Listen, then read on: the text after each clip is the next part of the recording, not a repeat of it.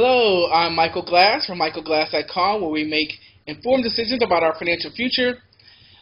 This is our Forex Technical Analysis video update. Before we begin our video, we always like to start off our disclosures. Any symbols that you see today should not be inferred as a trader recommendation. No matter what form of investing you choose, stock, forex, futures, options, they all have a level of risk associated with them. You can lose all of your money. Any strategies we show today are for informational purposes. Future results are not guaranteed. And finally, any investment decision you make is solely your own responsibility. Trade at your own risk. As we said, this is our Forex Technical Analysis video update. In each of our videos, we will review the prior session's price action to come up with key support and resistance price levels. We'll look at the crude and gold charts to come up with leading sentiment.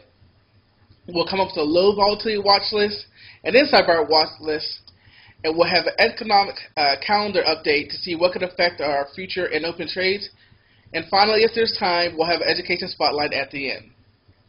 Let's pull up the charts. As always, we are starting off with the gold daily chart. And, we've been watching this downtrend line here for the past week and a half. And we said we had a descending wedge with this support level. If I wanted to, I really could double click on here and drag it on down to where our new looks like interaction is going with price. But it also looks like we're making a move downwards towards the 50 moving average. We said that before. But each time, and I guess let me drag it back on up, every time we have broken this area, the buyers have come in and said we have value here. So this 1790 and this 1770 range definitely seems to be where the buyers are finding value. And we can see on our 1 hour time frame the accumulation of volume here. So the buyers are trying. They definitely are trying. So we'll have to see what that means to our currency pairs. So let's go. The euro dollar. Well, we've entered a new range. What we talked about last week was how each time the market came out of the 1.4, 1.45 range, just kind of averaging, each time we got out of it, we were pulled right back into it. The wicks brought us back into it. So now that we're out of it again, the market started making its move up. Now, what was once support is probably going to be resistance. And now we're starting to get a little sideways action here. So we'll have to play by ear. Our new range that we're watching is 1.39 down to 1.34. We can see on the 1 hour time frame, you can see the sideways action, but you can also see that we are in a neutral zone, and we're still below our long-term moving average. Currently, we can see that the dollar is in control, just fractionally. They're both negative, those, but the dollar is in control. But we can see for the most part we have parallel on top of action, and that's why for the most part we have sideways action. When the dollar made its move up here, we had the down move here in the pair. So what we can see is the sideways action of the euro, a little trend higher. Sideways action on the dollar, a little trend higher. If the dollar does take control, maybe we'll see a move back down to this trend line. But right now, we can see just fractionally that the buyers are in control over the sellers, but we are neutral, like we are in a neutral zone. Here we are with the pound dollar, and we're watching this new range, 1.59 down to about 1.57, and we're really just putting in some sideways action here. Sideways action, lighter volume. We're going to need volume to either get back into this range or to get pushed down lower.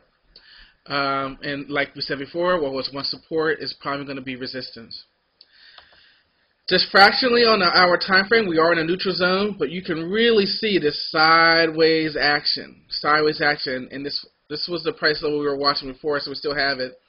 Pretty soon I'll come in here and draw probably something around right in here. I'll probably draw something here at the 1.57 just to see what's going to happen. But not yet. We'll have to see. But we know if we do break 1.5, 726 that we probably will move lower. But we can see that the dollar has remained in control. But for the most part, we can see just a parallel action, no divergence, no convergence, just one on top of the other, and that's why we have our sideways action. The pound averaging to the sideways, dollar averaging sideways. Here, it says the buyers are in control, but just like the euro dollar, just fractionally neutral. We're not really seeing either really being in control. Finally, we go to the dollar franc, and we're a little sideways action. Our first real inside bar type day here. Our range that we're watching now is 0.853 and 0.89. 200 moving average acting as resistance here, but we are starting to pull down. Today's action, probably if I would have drew a downtrend line, is on the verge of breaking out of that. We'll have to see, but we also again have the 200 moving average here. We also see the sideways action here. And remember, we had how many inside bars? 6 inside bars. So we got a lot of sideways action here also. We can see the dollar's in control. We got a little divergence here, a little bit, and that's what allowed for this move up for the past day on Friday. Sideways action on the franc, but a little trend down. So when we got a little move up here after the sideways action on the dollar, that's what allowed the dollar to take control. And another one, just fractionally the buyers in control. For all 3 pairs, the buyers are in control, but they're all in neutral zones. So we really need some volume to come in and kick these pairs out of this range and enter a new range.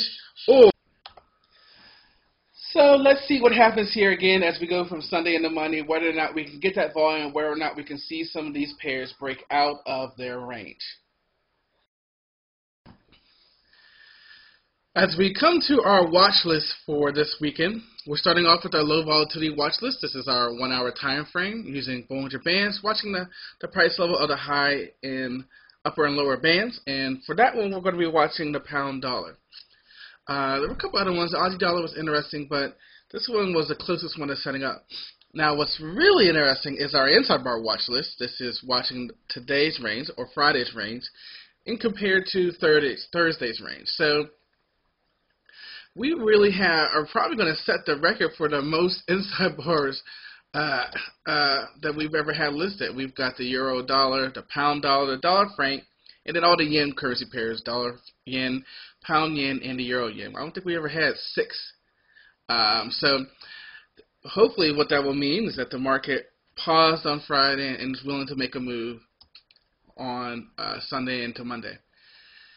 So as we continue to talk about how to build a trading plan and why we need trading plans, we have to talk about mental preparedness. We've been talking about the fears all the time, and if it's as simple as following a trading plan, everybody will be rich. But as it says here, an essential part of the philosophy of trading is the mental preparedness needed to confront our weaknesses.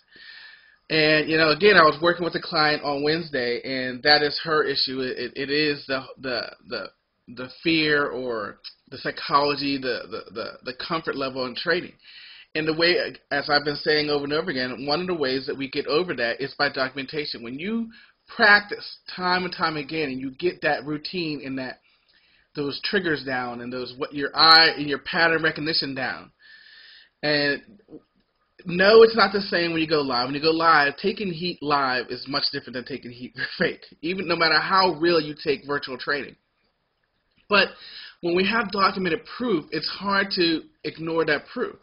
So the preparedness that we take to prepare ourselves mentally and to prepare our system and to document it helps us confront the weaknesses of, oh, should I take this trade, should I didn't? We don't want to rule out intuition. We don't want to rule out a feel, for the market. But we do want to have some rules as to when and when we are not trading. As you know, you can find us on Facebook, YouTube, and Twitter. We have a page on Facebook, Are You Financially Literate? We have our same resources. Our free high probability trading course. It's 5 videos that will help you develop your own high probability trading setups. It will give you a guide into who we are as coaches And that's where we can make a difference. We can help you develop that trader's mindset, that mental preparedness, so that you can follow your system. Cashback for your trades. If you're trading Forex, it doesn't change the spreads or trade conditions. It's just rebates for your trades, so take advantage of that. And of course, if you are looking for signals, we have that, but make sure it matches who you are as a trader. A ton of providers. You can get the signals to trade them yourself or have it automatically traded. In the end, it doesn't make a difference about your system or indicator, but if you can't pull the trigger. And one of the ways that we fight that battle of being able to pull the trigger is mental preparedness, documentation, knowing our system, and being prepared to trade each and every day. Thanks, guys, and I'll see you next time.